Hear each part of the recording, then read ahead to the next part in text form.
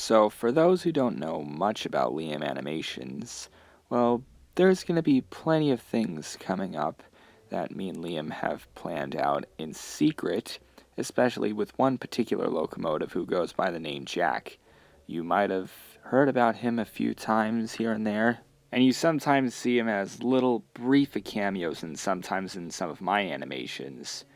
But as all things said in that Sodor's Finest joke video, Jack does live around Vermont, New Hampshire, and Maine, and is a Porter tank engine with a tender, number 48. But there's a little deep rabbit hole. All Alco Porter tank engines are different from one another, especially the ones with an 060 wheel configuration.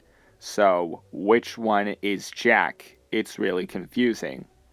Well, apparently there is this one in Graniteville, Vermont, with an 060 wheel configuration, and looks just like Jack. And, wait a minute.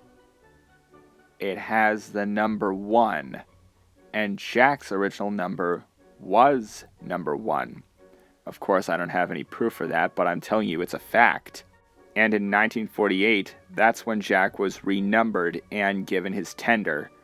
So, Vermont, same shape and wheel configuration, original number, no tender before he even had a tender?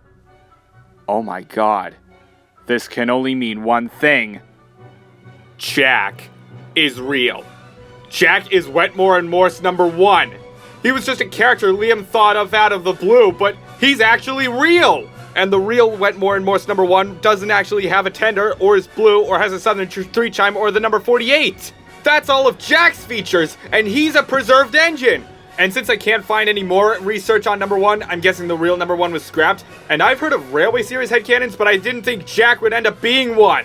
But the rabbit hole only gets deeper. Jack has a brother named George in Wisconsin helping the Wisconsin cows. And yet, this is the only Porter tank engine I ever found that ever worked in Wisconsin. Was George a second engine? Was he never finished? Was he another Porter tank engine sent to work in Vermont? Or is there a real George lost to time?